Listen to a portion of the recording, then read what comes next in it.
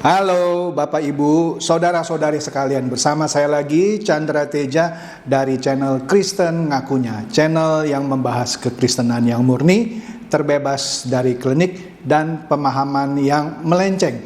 Bagi Anda yang belum subscribe channel saya, silakan subscribe channel saya, tekan loncengnya agar Anda dapat notifikasi setiap kali saya mengupload video-video saya. Oke. Ternyata saya harus membahas sekali lagi mengenai dana boti Kristen. Karena masih ada yang menggantung menurut saya. Karena tujuan saya membahas dana boti Kristen, saya tidak tertarik masuk ke ranah politik. Walaupun secara langsung atau tidak langsung bisa saja orang mengkaitkannya dengan urusan politik. Tapi saya tidak ada urusan dengan masalah politiknya. Saya hanya mau memberikan Anda pencerahan supaya Anda tambah cerdas gitu ya, tambah tercerahkan mengenai dana boti Kristen khususnya 2022 ini. Karena kenapa saya merasa harus membuat konten ini sampai ini yang keempat mengenai boti? Karena saya sendiri sebagai seorang pendeta baru tahun ini tahu yang namanya boti. Selama ini saya tahu boti itu istilah orang untuk roti gitu ya. Ternyata boti itu bantuan operasional tempat ibadah. Oke? Terus terang betul, saya baru tahun ini tahu yang namanya boti. Artinya boti untuk Kristen yang sebenarnya sudah dari tahun 2020, saya nggak ngerti gitu. Dan saya nggak pernah update gitu. Baik dari gereja saya sendiri ataupun dari Aras Gereja Nasional tempat di mana kami bergabung. Ini kan ironis gitu ya. Anda mungkin sudah mengerti maksud saya ya. Oke, kita lihat sajalah sini berita dari telusur.com. Di berita ini kalau saya lihat tertanggal 22 Januari 2020, 2 tahun yang lalu, 2 tahun setengah yang lalu lah kira-kira ya. Ini adalah tahun 2020 adalah tahun pertama kali boti dikucurkan untuk orang-orang Kristen melalui gereja-gerejanya. Di mana boti pertama kali itu dikucurkan di 2019 khusus untuk umat Islam yang diberikan kepada masjid dan musola saja. Baru mulai tahun 2020, kemudian 2021 dan sekarang 2022 Pemprov DKI memberikannya juga kepada semua agama, yaitu agama Kristen, Hindu dan Buddha. Oke? Nah, sini kita lihat ya judulnya ya, PGI Wilayah DKI Jakarta mengajak semua, baca ya, semua. Jadi jangan lagi bilang, oh kami dari gereja anu, kami tidak perlu. Ya boleh, Anda boleh bilang kami tidak perlu. Kalau Anda tanya gereja saya juga, kalau mau jujur kami juga nggak perlu lah boti itu, berikanlah kepada yang memerlukan. Tetapi untuk tujuan yang benar gitu ya. Kami tidak perlu tapi berikanlah kepada yang perlu. Tapi bukan untuk begini. Kami tidak mau terima boti karena kami tidak mau disuap begitu ya. Bukan seperti itu juga kali ya. Ya kalau Anda tidak mau terima nggak apa-apa ya kan. Kalau Anda mau terima juga sebenarnya tidak salah. Jadi juga jangan Anda mendiskreditkan orang atau gereja yang menerima boti, karena itu memang sudah dianggarkan oleh pemerintah Provinsi DKI. Terlepas orang bilang ini ada maksud politiknya atau apa, saya tidak masuk ke sana ya. Dan ini toh sudah dari 4 tahun yang lalu, 2019, 20, 21, 22. Ya, memang yang pertama hanya untuk umat Islam. Oke, sekali lagi di sini ya. PGI Wilayah DKI Jakarta mengajak semua, catat ya, semua, nggak peduli Anda denominasi apa, ya, mau Katolik ke, Protestan ke, Pantekosta ke, Injil ke, Balak Keselamatan, Advent, Ortodok, Baptis, semua, kecuali berita ini salah, ya.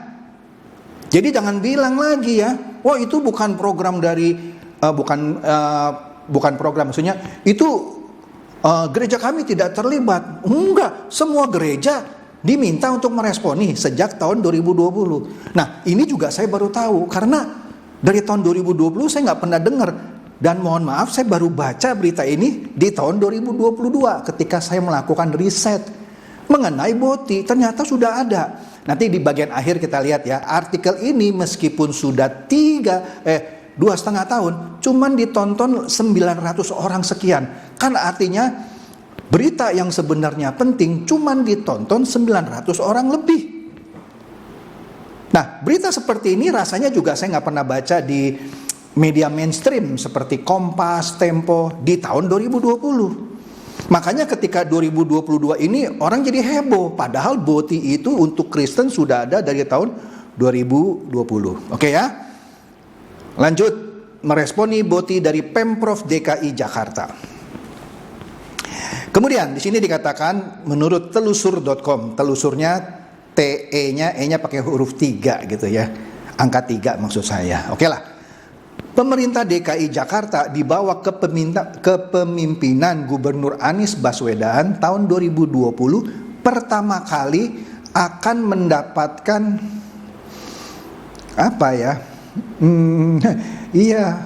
pertama kali akan mendapatkan umat Kristen khususnya gereja DKI Jakarta akan menerima dana bantuan operasional tempat ibadah atau BOTI. Pendeta Ferry Simanjuntak, Sekretaris Umum, ini apa nih, masa Sekretaris Umum DKI Jakarta? Mungkin Sekretaris Umum PGI Wilayah DKI Jakarta, mungkin ya. Merespon adanya BOTI ini, mengatakan bahwa sebenarnya untuk dana BOTI ini sudah diupayakan dari tahun 2017. Astaga. Ternyata orang-orang Kristen dari 2017 sudah mengupayakan BOTI. Saya juga baru tahu, baru tahu sungguh gitu ya. Seperti yang diungkapkan Pembimas Kristen DKI Jakarta Lisa Mulyati, bukan di Maka, mungkin di mana ketika itu Pembimas ikut menyampaikan bahwa rumah-rumah ibadah semua agama harus mendapat perhatian yang sama dari pemerintah, dalam hal ini Pemprov DKI. Mungkin maksudnya dari 2017 sudah ada wacana untuk memberikan BOTI ini, tapi mungkin waktu itu hanya untuk umat Islam. Karena realisasinya tahun 2019 hanya untuk umat Islam, diberikan kepada masjid dan musola. Makanya katanya ini BOTI untuk semua agama sudah diupayakan sejak 2017. Saya juga baru tahu. Oke. Namun terang Ferry yang juga dosen STIN ini meminta agar bantuan yang diberikan ini jangan sampai ada nuansa politiknya. Betul, tidak boleh ada nuansa politik atau politis gitu ya. Ternyata agar tak disangka berbau politis, pada waktu rapat dengan anggota Dewan DPRD ikut merespon terhadap apa yang menjadi harapan gereja terutama PGI wilayah DKI Jakarta agar semua aras gereja dilibatkan untuk mengetahui dan memahami apa itu BOTI. Catat ya, DPRD ikut merespon terhadap apa yang menjadi harapan para gereja terutama PGI wilayah DKI Jakarta agar semua aras gereja dilibatkan untuk mengetahui dan memahami apa itu BOTI. Kita lihat ya, apa saja aras gereja di Indonesia. Sudah pernah saya bahas di konten BOTI yang kedua. Tapi kita lihat lagi. Di sini aras gereja di sini ada berapa itu? Ada 8 aras gereja nasional, ya. Pertama, Persekutuan Gereja-Gereja di Indonesia, PGI. Sebenarnya ini PGI menerima siapa saja gereja yang mau masuk gitu ya. Tapi orang taunya PGI ini lebih berbau Protestan. Oke lah. Kedua, Konferensi Wali Gereja Indonesia, KWI. Ini untuk Katolik, ya. Kemudian Persekutuan Gereja-Gereja dan Lembaga-Lembaga Injili Indonesia atau PGLII. Kemudian Persekutuan Gereja-Gereja Pentakosta Indonesia atau PGPI. Ya, kemudian ada juga Persekutuan Baptis Indonesia, PBI. Ada juga Gereja Masehi Advent Hari ke-7, GMAHK, ini singkatannya salah di sini tulisnya ya. Kemudian Bala Keselamatan Indonesia. Yang terakhir adalah Gereja Ortodoks Indonesia. Jadi tadi dikatakan melibatkan semua aras gereja nasional supaya mereka mengetahui dan memahami apa itu boti. Nah, pertanyaannya, maksudnya baik, semua aras gereja dilibatkan supaya mengetahui dan memahami. Pertanyaannya, apakah benar semua aras gereja itu dilibatkan sehingga mereka mengetahui dan memahami? I don't know.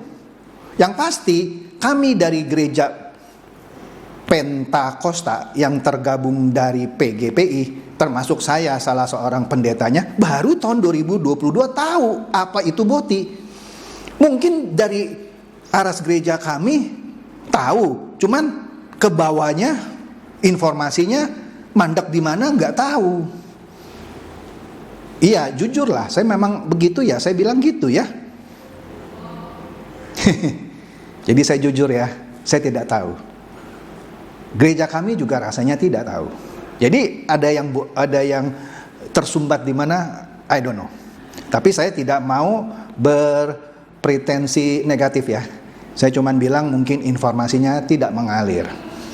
Mungkin juga di gereja-gereja lain, di aras nasionalnya, misalnya di PGLII, itu kan mewakili gereja-gereja Injili. Mereka sudah tahu karena mereka sebagai koordinator tahun lalu 2021. Tapi ternyata tidak semua gereja Injili tahu apa itu boti. Oke? Termasuk yang tahun ini menjadi koordinatornya itu PGI. Nggak semua gereja Protestan tahu dan memahami apa itu boti. Kan ironis ya. Ironis banget. Ya. Tapi yang saya acungkan jempol dari berita tahun 2020 ini, padahal tahun itu koordinator botinya adalah PGPI, Persekutuan Gereja-Gereja Pentakosta Indonesia. Tapi PGI di berita ini yang bersuara agar boti itu dipahami dan diketahui oleh semua aras nasional. Dalam hal ini melibatkan DPRD. Ya. Nah, di sini kalau saya boleh berpendapat bahwa setidaknya boti ini sudah dari awal diketahui oleh aras-aras gereja nasional, walaupun koordinatornya di tahun 2020 itu PGPI, tapi PGPI yang mewakili kebanyakan gereja Protestan juga sudah aware kan, karena ini berita tahun 2020 dan yang berbicara adalah orang PGI yang minta supaya boti itu diresponi oleh semua gereja di Jakarta. Lanjut. Kebersamaan semua aras ini tentang terang Pendeta Ferry agar jangan sampai ada yang merasa ini usaha atau perjuangan aras tertentu. Iya, Pak Ferry kan tadi dari PGI wilayah Jakarta, dia tidak mau dicap seakan-akan ini cuman usaha atau perjuangan dari PGI saja. Padahal di 2020 koordinatornya juga bukan PGI kan, PGPI. Boti ini, lanjut Ferry, ditujukan ke semua, catat ya, ke semua gereja, tentu saja yang berada di Jakarta. Catat ya, semua. Jadi bukan hanya Protestan, bukan hanya Pentakosta, bukan hanya Injili, semua. Mau Baptis, mau Advent, Bala Keselamatan, Ortodok, Katolik, dan lain-lain, semua. Beritanya bilang begitu, ya jadi saya harus bilang begitu juga kan. Gak boleh saya tambahi, tidak boleh saya kurangi. Ya, nah, adapun yang ditarget tahun ini ada sekitar, konsisten di sini, 1.397 gereja. Dengan catatan ada hal administratif yang harus dilengkapi. Ya, PGI wilayah DKI Jakarta sendiri yang terdiri dari 67 anggota pada waktu itu, sekarang mungkin sudah bertambah ya, mengajak semua gereja meresponi bantuan ini dengan sesegera mungkin melengkapi persyaratan administratif. Nah, sampai di sini saya ada melihat keanehan. Di sini dikatakan betul ditargetkan ke 1397, tapi ada syarat administratif. Dengan kata lain apa? Meskipun menurut saya ya, koreksi saya jika saya salah. Tolong ketika Anda mengoreksi atau berkomentar di kolom komentar konten saya, komentar yang cerdas. Jangan asal main bully, baik itu membuli saya sebagai penyampai berita atau membuli orang-orang yang ada memberi komentar juga. Kalau bully Anda terlalu kasar dan menyerang orang secara pribadi, langsung saya blok. Saya nggak peduli Anda siapa. Nah, di sini yang saya lihat ditargetkan untuk diberikan ke 1397 gereja. Tapi ada hal administratif. Menurut saya dari bahasanya, meski ditarget 1397 gereja sebagai penerima, tapi jika ada syarat administratif yang tidak dilengkapi, tidak jadi 1397 gereja kan? Setuju kan? Tapi di tahun 2021 kembali diberikan kepada 1397. Tahun 2022 tetap diberikan ke 1397. Kenapa saya harus tekankan ini? Sebentar, saya akan terangkan. Lanjut dulu ya. Kemudian bagi gereja-gereja yang belum memiliki tanda lapor atau SKTL atau surat keterangan tanda lapor, segera diurus ke kantor Kementerian Agama dengan membawa berkas-berkas yang diminta. Tentang besaran bantuan ini nilainya sama dengan jumlah rumah ibadah yang lain dan persyaratan juga tidak sulit karena tidak meminta IMB atau sertifikat gereja. Begini, menurut hemat saya, gereja berdiri di DKI Jakarta aja sudah sulit. Jadi gereja kalau sudah sulit dibentuk di DKI Jakarta, itu kan perlu izin kan? Kan nggak mudah bikin gereja di Jakarta. Nggak mudah coy di Jakarta. Kalau gereja yang sudah susah-susah dapat izinnya, sudah pasti hampir 100% punya SKTL, surat keterangan tanda lapor. Ya luculah, masa izin mendirikan gereja yang sudah susah, tapi SKTL saja nggak dapat. Pasti itu otomatis jadi satu, ya. Biasa kalau orang sudah dapat izin bangun gereja, ya dia urus sekalian itu SKTL-nya. Ya, karena SKTL lebih mudah dapatnya ketimbang izin mendirikan gereja. Jadi hampir mustahil ada gereja yang dapat izin pendiriannya tapi nggak punya SKTL. Nah, tapi di sini disebut bagi gereja-gereja yang belum memiliki tanda lapor atau SKTL. Mungkin ada, cuman nggak sebanyak itu gitu ya. Nah, oke lah, lanjut. Memang diakui belum semua gereja mengerti tentang BOTI ini. Betul, saya aja sudah 3 tahun nggak ngerti kok, baru tahu sekarang.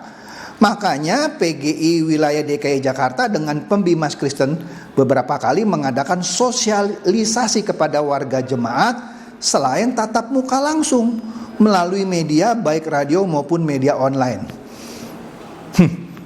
Bagus sih, cuman menurut saya tidak efektif. Kenapa? Saya bisa buktikan, saya sendiri nggak tahu.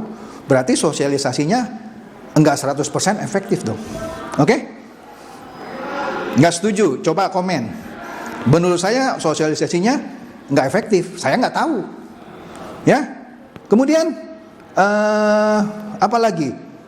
Semua itu maksudnya sosialisasi bertujuan agar segera mengajukan persyaratan memperoleh BOTI yang per bulannya sebesar 2 juta rupiah selama setahun alias setahun 24 juta. Tapi ada syaratnya, yaitu tadi harus punya SKTL dan mendaftar, mengajukan persyaratan, ya. Jadi nggak otomatis gitu. Jadi kalau Anda gereja punya SKTL belum tentu juga dapat kalau Anda tidak melapor. Nah, pertanyaan saya, kalau demikian angka 1397 dapat dari mana? Harusnya 1397 adalah gereja-gereja yang punya SKTL kan? Maka dapat nilai 1397. Tapi ada gereja-gereja yang punya SKTL tapi tetap tidak dapat. Menarik sekali menurut saya. Oke. Lanjut, beberapa persyaratan yang dibutuhkan agar memperoleh BOTI. Pertama kali, memiliki surat tanda lapor gereja melalui Pembimas Kristen DKI. Kedua, surat tugas gereja. Jadi mesti minta lagi surat tugas gereja melalui sinode atau pimpinan organisasi daerah yang bersangkutan. Ketiga, surat tanda lapor domisili melalui kelurahan dan memiliki rekening bank atas nama gereja yang bersangkutan.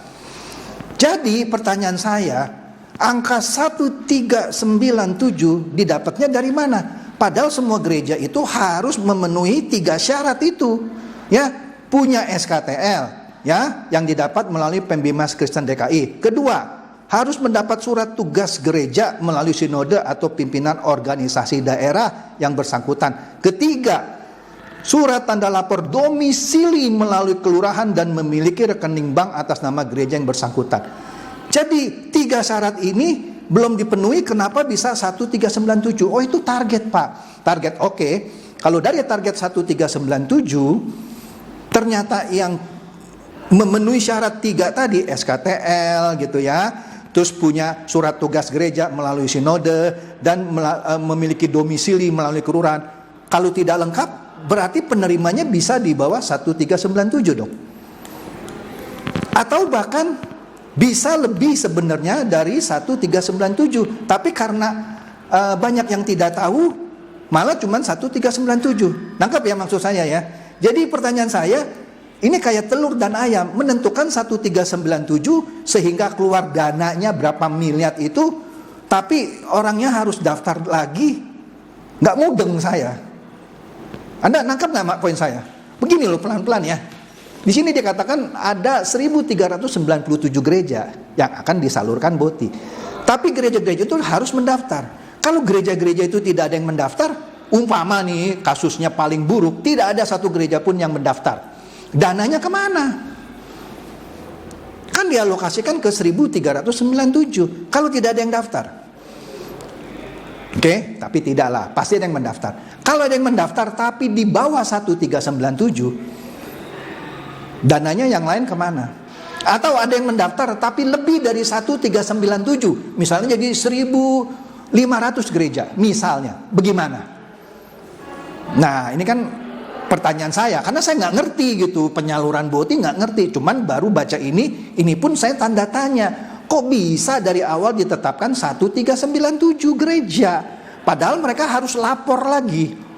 Bukankah kalau mereka sudah terdaftar sebagai gereja yang resmi di DKI Jakarta, izin mendirikan gerejanya jelas, SKTL-nya ada, nggak usah lagi daftar dong. Langsung ada daftarnya di Departemen Agama, langsung kasih, nggak usah ngurus-ngurus lagi dong. Salah apa salah saya? Salah, ya komen dah di bawah ya.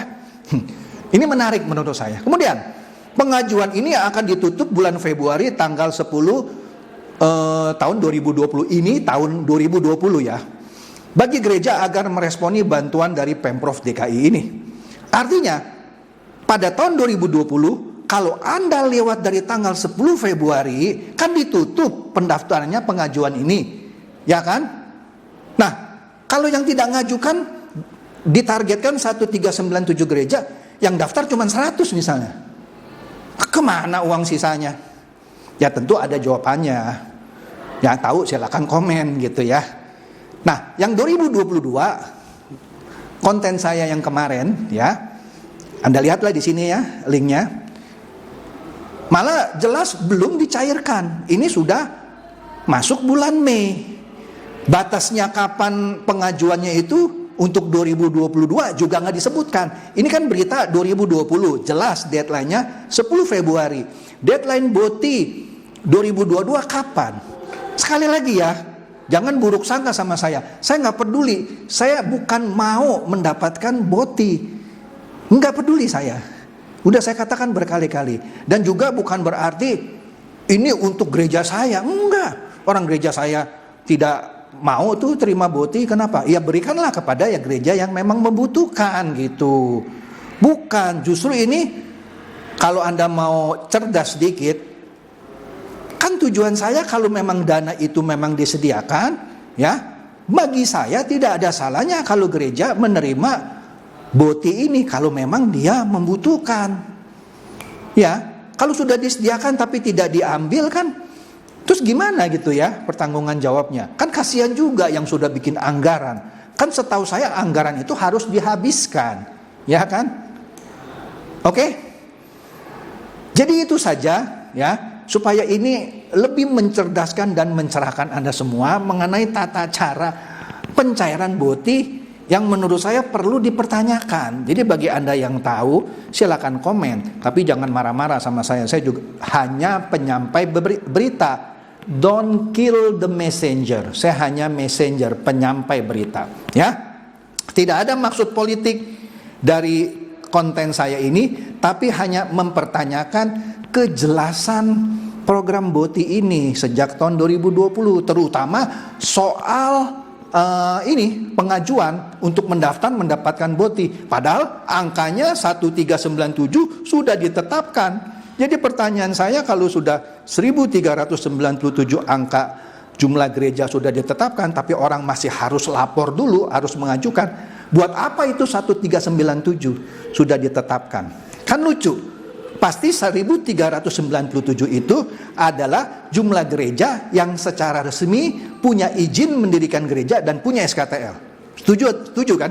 Kalau enggak, bagaimana bisa dapat 1397? Oke kan? Setuju ya? Kalau enggak, bagaimana bisa dapat 1397? Nah, kalau sudah dapat 1397, pertanyaan saya, kenapa orang harus mengajukan lagi? Sudah mulai cerdas ya? Tapi kalau Anda masih nggak ngerti, bahasa saya yang gamblang, I don't know harus bicara apa lagi.